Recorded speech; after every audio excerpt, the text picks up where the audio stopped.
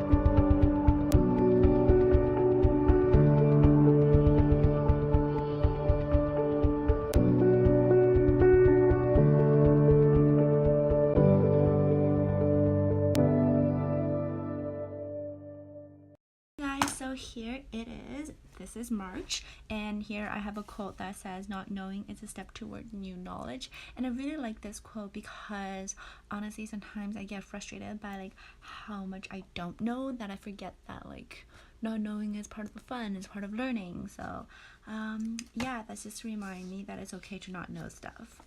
And then this is just like a really simple overlay. I probably will go back and like add more stuff to it later, but again, this is just like minimal, and that's what I kind of like. I really like the clean look. And then this is the March overview. So you guys have seen this probably in everyone's journals. It's just the 6x6 grid, and I was a dumbass and I forgot that there were 31 days in March, so then I had to go back and like add that little extra box on the corner, which is why it looks a bit weird. And then I went in and added these super cute stickers, and these are my penguin stickers for calendars. So they some of them do have like color, and I wanted to stick with like the black and white, so I only chose like the black and white stickers and just kind of place them randomly on the calendar. And then I just have a little thing that says love yourself, because you know it's important, self-care. And then this is my mood page. So I just have like footsteps because I will be traveling in March, and I also really like the footsteps because it is like kind of goes back to this quote. And I do have little black sticky hearts because again I really like that 3D thing that it adds to the notebook, and I really like that. And then I fucked up, guys. I fucked up and have like this random little page here. As I was making my habits page, I fucked up. So instead of ripping out the entire page, I made like a little gate that is just like where I would put my gratitude. So every day I'll just like go in and fill up like a one-liner about something I'm grateful for. And I think that's so important for me right now because I often forget how lucky I am. And then just like a little reflection here that I'll fill in at the end of the month to kind of reflect on how my month went. And then my habits page is just very straightforward. I like having my habits laid out like this because again I can keep track of the different habits individually. So I would just go in and kind of like circle what I've done if I did it that day. So for example, today is March the 1st and I cleaned, so I'm just gonna go in and circle that. And then I made a spread of travel plans, and I am gonna travel a little bit in March and in April as well, and in June. So I'm gonna be traveling a lot in the coming months, and I just have like a little page here that I think may be useful in helping me plan for some things. And this is just my week 1 spread. I really like the whole minimalistic view and of everything. I'm into that right now. I just think it makes everything look so clean and so pretty at the same time. And yeah, so this is it. Something very straightforward, very easy to do.